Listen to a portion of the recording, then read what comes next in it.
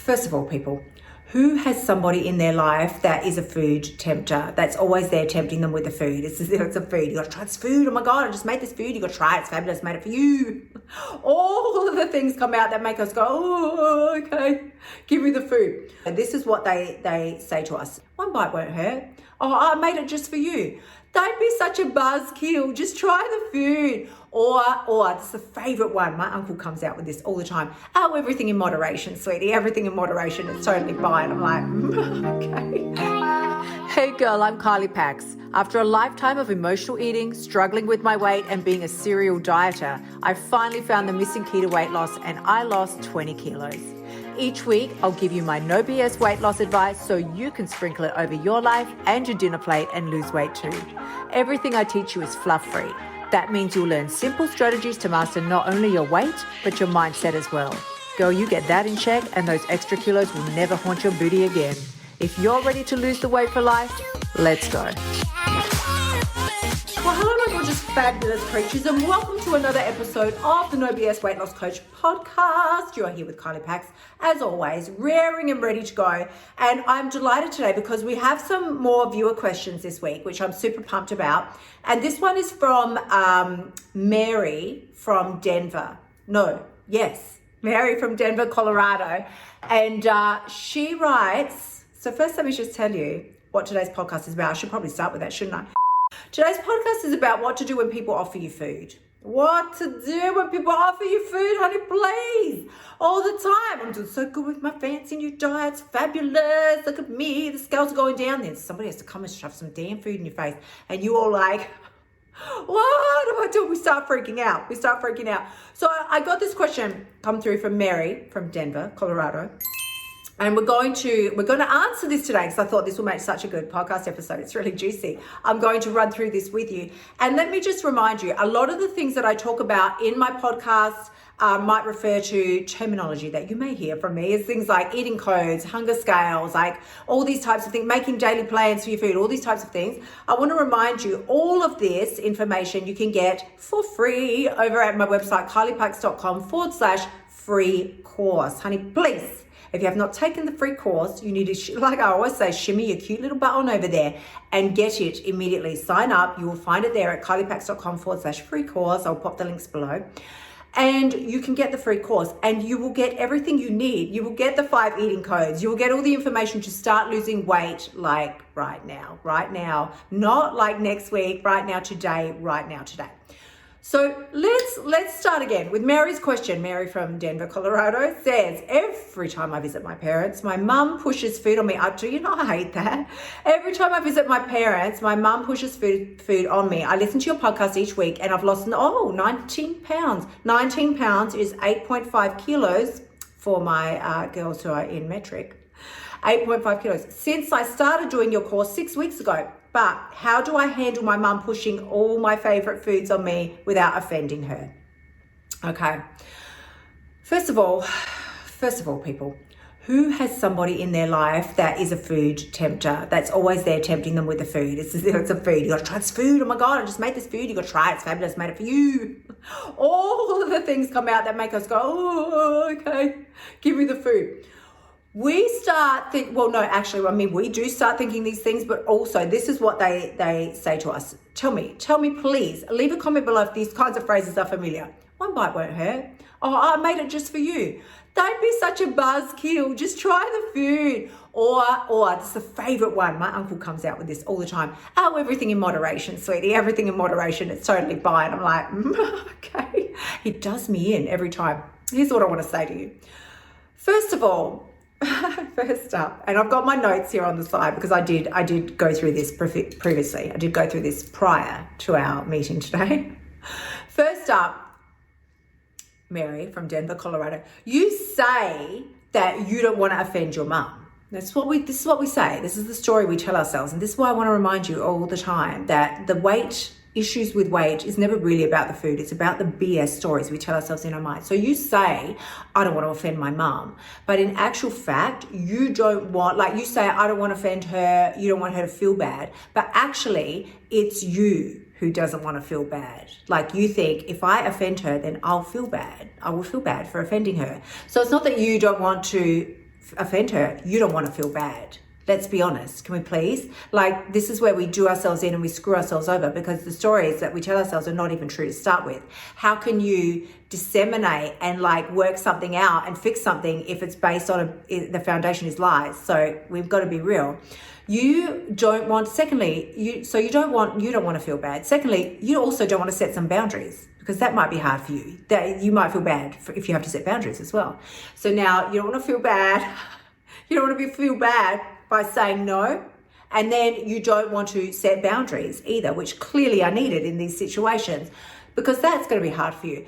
Next up, you want staying on plan, and we talk about the simple daily plan that I want you to make every day. Staying on plan. If you hear me talking about, we just stay on plan, and did you make your plan, and what's on your plan? This is your simple daily. It's your simple daily meal plan, your simple daily food plan, or as I just call my simple daily plan for what I plan or intend to eat today. It's not a diet, because I can put anything I want on my simple daily plan. I can put freaking banana cake. I don't know. I can put McDonald's on my plan for every single fucking meal if I want. I can put that on my simple daily plan. So it's not a diet, but what it is a commitment of the food that I will, it's an indication of the food that I'm committing to myself to eat today. And I might do a whole podcast on the simple daily plan so that you can be really clear about it. But again, KyliePax.com/free course, people. It's all over there. So you can get everything there. Now, you want staying on plan to be easy. You want it to be easy. You don't want anybody to come and like throw some roadblocks at you. So what I want to say is, it's not real life. Like, kids come and stay home sick, and partners get sick, and you get sick, and let's just actually that's too much sickness. Let's wipe all of that. That's some bad juju vibes there. Life happens, life happens. Lockdowns come and go, like all of this sort of stuff happens. What I want to remind you here, most importantly, is that, especially when it comes to our parents who we love so dearly, is that other people's expectations, like you've got to weigh up. When we don't want the roadblocks to come, we've got to weigh up, say, other people's expectations versus your actual desires. Which one is more important here? And you're probably thinking, well, can I have both? Well, you're not responsible for other people's expectations. Maybe you can have both, but you can't control that. You can only control your desires and the action that you choose to take on that. Other people's disappointment, things that Mary from Denver, Colorado cannot control. Cannot control other people's expectations, cannot control other people's disappointment. You also cannot control other people's manipulation. And, depending on your dynamics with anybody who's offering you the food at the time, it can sometimes fall on the more manipulative side of things. I know I've done that myself. I'm sure I've probably been the receiver of the manipulation, but I've also given the damn manipulation. When my bestie, when we're young, and she was losing weight and I wasn't, and I'm like, come on, let's just go get the fast food. I'll just eat this packet of chips, doesn't matter. I would go take the girl fresh muffins. Here's some fresh damn muffins. Eat them, because I was trying to manipulate the situation, because I didn't like that she was losing weight and I wasn't. Also, in this situation, it's very common that all the woman is doing is trying to offer you food, but you might construe it as feeling unsupported in your goals. Now, most certainly, especially if you've expressed those goals to the person, you've expressed your goals. This is what I want to do. This is what I want to trying to achieve. And this is why I'm doing it. It's important to me. And then they still go offer you food that's not on your plan. You might feel unsupported in your goals. But also, and probably where it becomes the most dangerous for us as weight loss, fabulous fucking women that we are, is where we can fall into victim mode. And then we start to think, how can I ever do this if they keep offering me food, or if they keep trying to do this to me, which is a very victim-based position to be in, and not a good one at all, because a victim, by definition, means you cannot control the situation. It's completely out of your control. And so there is nothing you can do. And of course, if we look again at Mary's comment and her question, that's not the case. It's not the case. She's in full control. So the next thing you want to really ask yourself is, why is her mum offering her the food? It's really very important for you to run through these questions in your mind. Why is your mum offering the food? Because I'm pretty sure it's not to make you fat. Like, I just don't think that would be her motive. Why is she offering the food? When someone offers you the food, sometimes it's because they want to feel something. They're trying to feel something. They're trying to feel like they're giving you love. They're doing something nice for you. They're loving you in the way that they know how to love you. They think that if they can run things through if you could imagine being in their shoes and run things through their think, feel, act cycle, that you would notice that they are thinking like, I want to show this person that I love them. So how would I do that? Well, I will make them muffins. And then that's their thought. Then the feeling is that they can, if I do this, I can feel really good and connected to her and like I'm taking care of her. And so the act cycle then is, well, of course, they're going to take the totally inline action for that. So what is very important here is to remember we are always creating stories in our head. Always. We're always creating our own stories, usually very poor ones. Usually they're very bad. They're not good. They're usually not good. And so your mum probably doesn't care at the end of the day whether you eat the food or not. She just wants to feel the love. That's what she wants. She wants to feel the love. So how can you respond in a way that's going to give that to her, that's going to nurture that within her? That's what's most important to remember here. And not only, also, not everybody, as I said to you earlier, not everybody is trying to give you food from a place of love. Unfortunately, no. Like I said before, do you have the friend that has struggled with their weight and you've lost weight and then they haven't lost the weight yet? Because we've all had that. So very often then they might start pushing the food on you just so that they can feel, look, there's a lot of things. It might not just be flat out, she's a bitch. It's usually not like that. They might start pushing the food on you because they want to feel that connection with you again. Like the two of you used to always connect and bond over food. And now she doesn't feel like she's got that anymore. A lot of my F the Scale women in my membership site, F the Scale, kyliepax.com/F the Scale. A lot of my F the Scale women often, after they're losing weight, they've either lost their weight now or they're losing their weight, rapidly. And they catch up with friends that they haven't seen for a while. And then there's that whole shock factor. And then they're like, oh, girl, just eat it. You can afford to eat it now. Look at you, so thin. You're all thin. And then eat the food.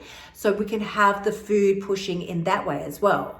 Also, sometimes we can feel rejected and we want to feel like we can foster that level of connection again through food. And of course, then there's always the cultural reasons. For many cultures around the world, food is an integral part of how they express, celebrate, love. So that's a huge factor. It's a huge component to think about as well.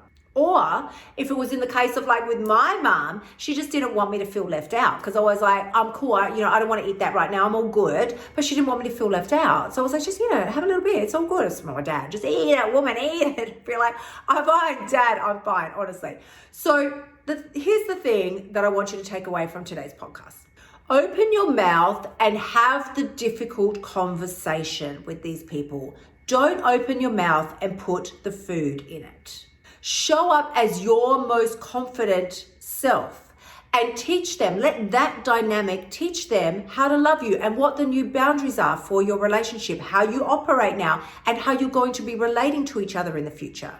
Because the fact is, somebody is offering you food. It's really not a sinister, big, spooky, scary thing. Someone's offering you food. What you decide to make it mean is entirely up to you. I want to thank you again so much today for spending time with me. As always, please, people, if you have not taken my free course, head on over now, kyliepax.com/free course and get my free 4 videos of fabulousness that's coming your way, in which I explain exactly everything that I did to lose 20 kilos so that you can do it too, right now, today. And as always, if you have found this helpful or even mildly entertaining, please do go ahead and share with a bestie, because as you always hear me say, as you step up and empower yourself to make these changes in your life so that you can start losing weight, create the life that you want, you give another woman permission to do so. Thank you so much for tuning in. Remember to shimmy your butt over to kyliepax.com/free course and sign up for my free weight loss training so you can start losing your weight now. You'll also find helpful notes and resources in my past podcasts that will help you lose your weight without the BS diet drama. I'll see you next week.